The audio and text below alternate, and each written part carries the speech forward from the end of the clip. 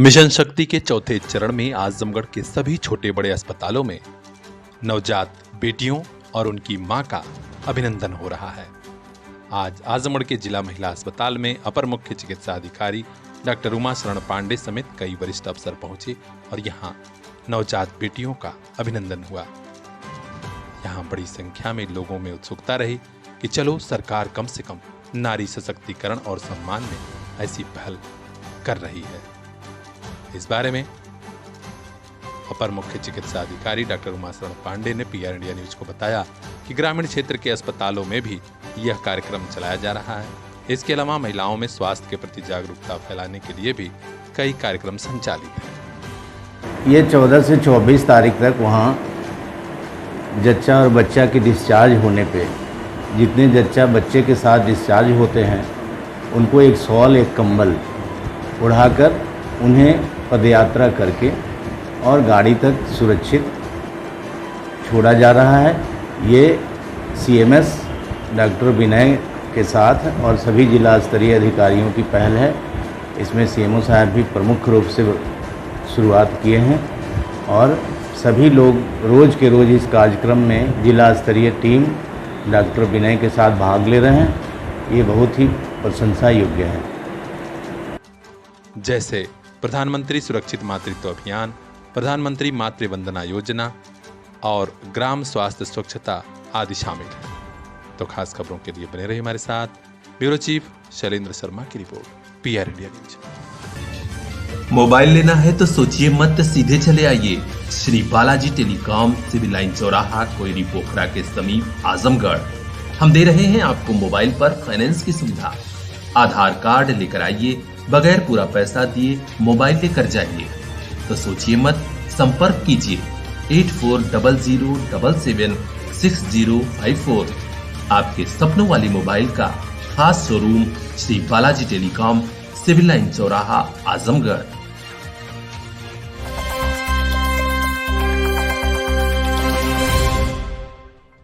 पूरे प्रदेश में विपक्ष के साथ साथ पिछड़े वर्ग के लोगों पर और खासकर मुसलमानों पर पूरे प्रदेश में उत्पीड़न चल रहा है। समाजवादी पार्टी के बड़े नेता शिवपाल सिंह यादव ने कह दिया है कि भारतीय जनता पार्टी ही चुन चुन कर विपक्षी नेताओं को जेल भेज रही है और आजम खान और उनका परिवार भी इसी ज्यादती का शिकार हुआ है। जी हां, उत्तर प्रदेश से बड़ी खबर है। आज शिवपाल यादव खुलकर बोले भारतीय जनता पार्टी के खिलाफ। उन्होंने क्या कहा, जरा सुनिए। पूरा परिवार जेल चला गया, कैसे देखते हैं आप? देखिए, वहाँ निर्णय तो हुआ है लेकिन इंसाफ नहीं मिला है। तो अब इंसाफ कभी न कभी तो मिलेगा, कभी न कभी तो इंसाफ मिलेगा। अखिलेश जी ने कल कहा था कि चूंकि वो मुसलमान है इसलिए उनको सजा हुई, क्या कहेंगे? हाँ, ये सही है कि देखिए, इस समय जो समय चल रहा है भारतीय जनता पार्टी का, एक तो विपक्ष के साथ और विपक्ष के साथ विपक्ष को ही ख़त्म करना चाहते हैं। विपक्ष को झूठे केसों में फंसा करके उनको जेल में भेजना, उत्पीड़न करना, ये भारतीय जनता पार्टी कर रही है। नेताजी कभी आप तो खासकर देखिए, पूरे प्रदेश में विपक्ष के साथ साथ पिछड़े वर्ग के लोगों पर और खासकर मुसलमानों पर पूरे प्रदेश में उत्पीड़न चल रहा है। इतनी समस्याएं हैं प्रदेश में, उधर ध्यान नहीं है सरकार का, परेशानियां हैं। तो ये तो पूरे उत्तर प्रदेश में। लेकिन सर, आजम खान जिस परेशानी से जूझ रहे हैं और उनका परिवार जिस परेशानी से जूझ रहा है, समाजवादी पार्टी किस तरीके की सहानुभूति रखती है और किस तरीके से आप उनके लिए खड़े? नहीं, हम लोग पूरी तरह से समाजवादी पार्टी, हम सब लोग पूरी समाजवादी पार्टी उनके साथ खड़ी है। उधर इंडिया गठबंधन में दरार पड़ रही है। मध्य प्रदेश में समाजवादी पार्टी ने कई सीटों पर अपने प्रत्याशी उतार दिए। विधानसभा के चुनाव में तो और भी कई रार तकरार बढ़ी है। इस पर जब मीडिया ने पूछा तो समाजवादी पार्टी के शिवपाल सिंह यादव ने कहा कि कांग्रेस पार्टी को अपनी स्थिति समझनी चाहिए। जब कहा था, वायदा किया था, तो सीटें क्यों नहीं दिया? हम चाहते हैं कांग्रेस साथ रहे, लेकिन अब उन्होंने इस लेकिन में क्या कहा, जरा सुनिए। इंडिया गठबंधन मजबूती के साथ रहे और भारतीय जनता पार्टी को हटाए। और देखिए, कांग्रेस को भी छोड़ना चाहिए था। जो वादा किया था, जो सीटें देने को कहा था, वो दे देना चाहिए था। और तब भी समाजवादी पार्टी इंडिया गठबंधन के साथ है, मजबूती के साथ है। 2024 में भारतीय जनता पार्टी को हराने के लिए। अखिलेश यादव का जो कुछ दिनों पहले एक बयान आया, उन्होंने कहा कि मैं सीटें मांग नहीं रहा बल्कि मैं सीटें दे रहा हूँ। तो इंडिया गठबंधन में सीटों को लेकर अखिलेश यादव के इस बयान को आप किस तरीके से देखते हैं? देखिए, कांग्रेस ने वादा किया था, कुछ सीटों का वादा किया था, ये तो राष्ट्रीय अध्यक्ष जी को ही पता है। तो वो सीटें देना चाहिए था। तो इसलिए हमारा है, अब भी हम चाहते हैं, पूरी समाजवादी पार्टी चाहती है कि इंडिया गठबंधन में हम 2024 में जो लोकसभा का चुनाव होगा, मजबूती के साथ इंडिया गठबंधन के साथ रहेगी और भारतीय जनता पार्टी को हटाने में कामयाब रहें। इसलिए मजबूती के साथ इंडिया गठबंधन के साथ। लेकिन कांग्रेस के प्रदेश अध्यक्ष अजय राय का बयान तो आया, उन्होंने कहा कि हम राष्ट्रीय पार्टी हैं, हम अपने स्तर पर भी चुनाव लड़ सकते हैं, हम इतनी ताकत रखते हैं। तो देखिए, हम तो मजबूती के साथ भारतीय जनता पार्टी को हटाने का है और मजबूती के साथ हम उत्तर प्रदेश से भारतीय जनता पार्टी को समाजवादी पार्टी हटाने का काम करेंगे। किस तरह से कांग्रेस जो है, बिना कांग्रेस के क्या आपको लगता है कि लोकसभा चुनाव हो या विधानसभा के चुनाव हो, बिना कांग्रेस के सत्ता परिवर्तन हो सकता है, बीजेपी को रोकने में कामयाब हो सकती है बिना कांग्रेस के?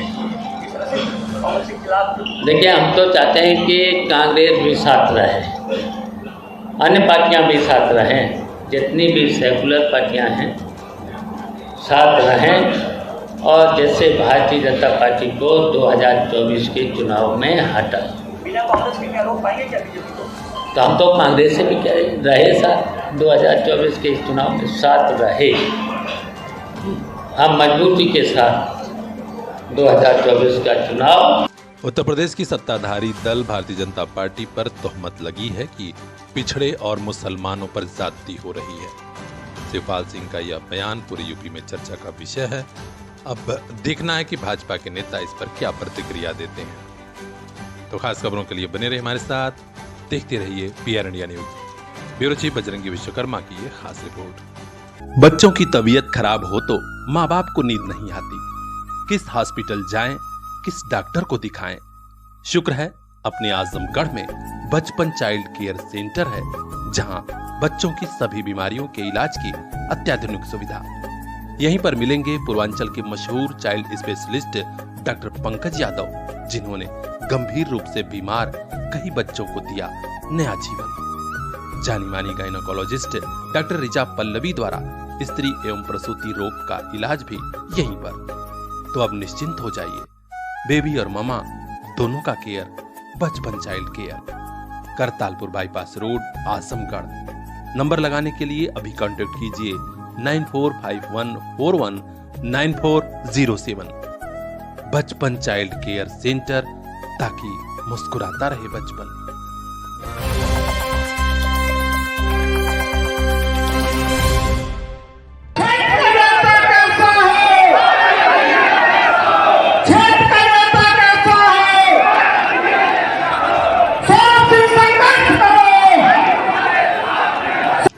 विरोधी खेमे में क्या चल रहा है, यह जानकर ही कांग्रेस और भाजपा अपने प्रत्याशियों का नाम तय करना चाहती हैं।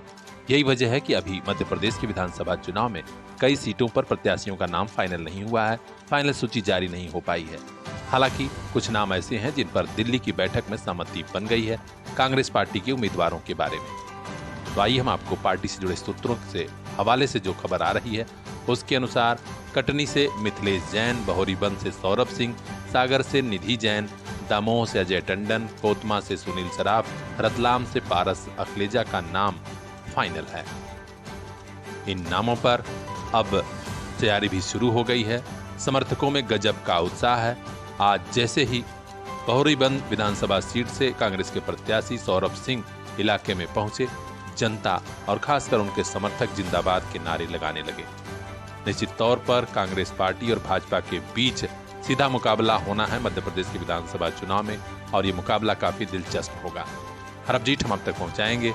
स्टेट हेड राज पटेल की खास रिपोर्ट देखते रहिए PR इंडिया न्यूज।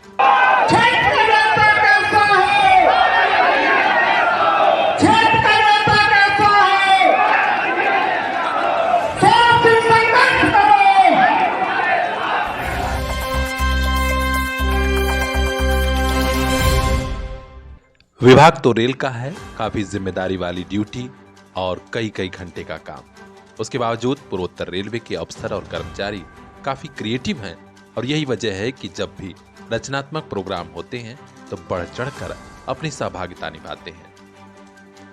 खबर उत्तर प्रदेश के बनारस से है, जहां बनारस रेल इंजन कारखाना में आज एक बड़ी संगोष्ठी का आयोजन हुआ। राजभाषा विभाग द्वारा राजभाषा पखवाड़ा 2023 के तहत भारतीय भाषा संगोष्ठी एवं भारतीय हिंदू स्मृति हिंदी मौलिक रचना पाठ संगोष्ठी का आयोजन हुआ। इसमें मुख्य राजभाषा अधिकारी एवं मुख्य यांत्रिक इंजीनियर SE श्री नीरज जैन द्वारा वरिष्ठ राजभाषा अधिकारी डॉक्टर संजय कुमार सिंह, जनसंपर्क अधिकारी श्री राजेश कुमार की गरिमामयी उपस्थिति भी रही। यहाँ अरविंद कुमार तिवारी, श्रीमती करुणा सिंह, श्री अंजन कुमार पारिजा, श्रीमती यास्मीन फातिमा, श्री रविंद्रनाथ सोरेन, श्रीमती M भावना, श्री प्रशांत चक्रवर्ती, सुश्री रुपिंदर कौर और भारतीय हिंदू स्मृति हिंदी मौलिक रचना पाठ संगोष्ठी के सहभागी श्रीमती करुणा सिंह, श्री कमलेश कुमार वर्मा, श्री राघवेंद्र सिंह व अन्य लोगों को सम्मानित भी किया गया। सभी को प्रमाण पत्र दिया गया और कहा गया, यहाँ बड़े ही अच्छे वातावरण में यह कार्यक्रम संपन्न हुआ और सभी ने अपना महत्वपूर्ण योगदान भी किया। आज हुए विशेष कार्यक्रम में कनिष्ठ अनुवादक डॉक्टर शशिकांत सिंह ने मानक हिंदी वर्तनी पर एक बड़ा ही सारगर्भित व्याख्यान दिया। इसकी सभी अफसरों कर्मचारियों ने सराहना भी की। राजभाषा विभाग के कर्मचारी श्री अमलेश श्रीवास्तव, श्री विनोद श्रीवास्तव, श्री विजय प्रताप सिंह, श्री आलोक कुमार पांडे, डॉक्टर शशिकांत सिंह, श्री गुरु राजन, श्री अरविंद प्रताप सिंह और श्री अमित नारायण सिंह ने कार्यक्रम को सफल बनाने में बड़ा ही अच्छा योगदान किया। तो रेल प्रशासन से जुड़ी और खबरों के लिए बने रहिए हमारे साथ, देखते रहिए PR इंडिया न्यूज।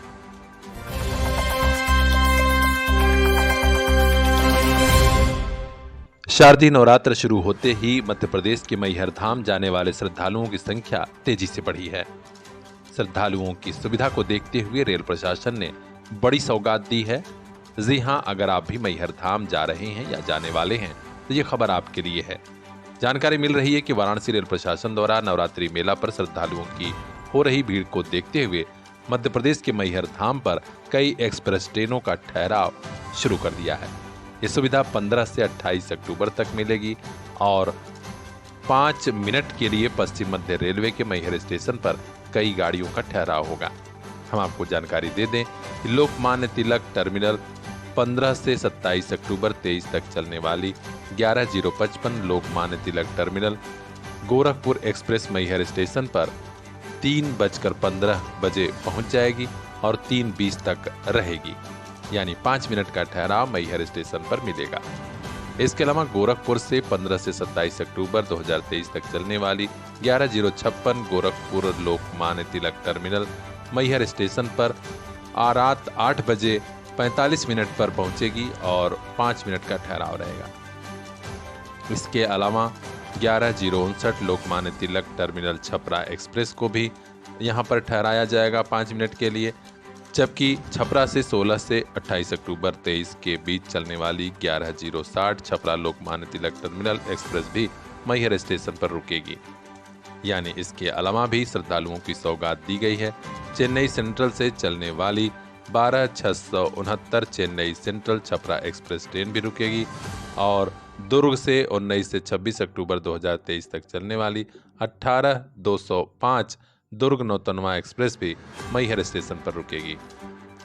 तो अगर आप भी मैहर जाने वाले हैं तो इस सुविधा का लाभ उठाइए। रेलवे प्रशासन ने, खासकर पूर्वोत्तर रेल ने बड़ी सौगात दे दी है। तो खास खबरों के लिए बने रहिए हमारे साथ, देखते रहिए PR इंडिया न्यूज।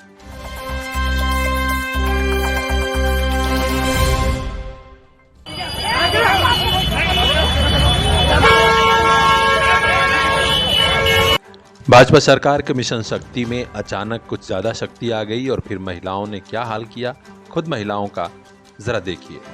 ये भाजपा की महिला कार्यकर्ता हैं और जालौन जनपद में अभिनंदन चल रहा है भाजपा महिला कार्यकर्ताओं का, वही मिशन शक्ति का फेज 4। ये वीडियो तेजी से वायरल हो रहा है जहां महिलाओं में गजब की लड़ाई देखने को मिली।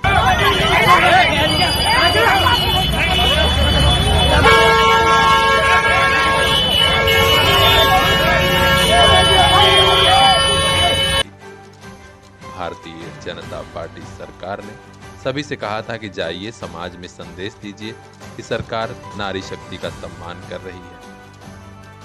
और तो और इस कार्यक्रम में केंद्रीय मंत्री भानु प्रताप सिंह वर्मा और पूर्व मंत्री अर्चना पांडे भी पहुंची थी।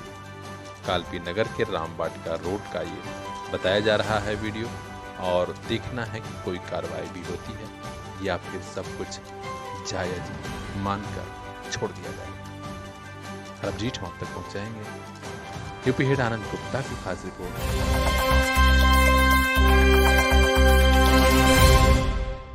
मुझे पीने का शौक नहीं, पीता हूँ गम भुलाने को। पुलिस के शराबी सिपाहियों का वीडियो तेजी से वायरल हो रहा है जो नशे में धुत हैं और डांस कर रहे हैं। ये वीडियो वायरल हुआ है रायबरेली का, जहां नशे में धुत सिपाही डांस कर रहे हैं। अब क्षेत्राधिकारी डालमऊ जांच बैठा रहे हैं, लेकिन लोग कह रहे हैं कि सिपाहियों पर कोई कार्रवाई नहीं होगी क्योंकि मामला विभाग का है, स्टाफ का है।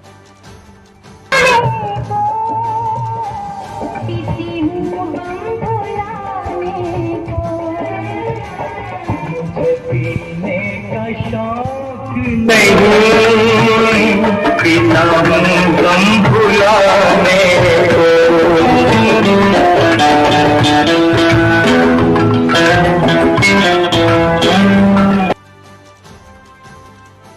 खास खबरों के लिए बने रहिए हमारे साथ, देखते रहिए PR इंडिया न्यूज।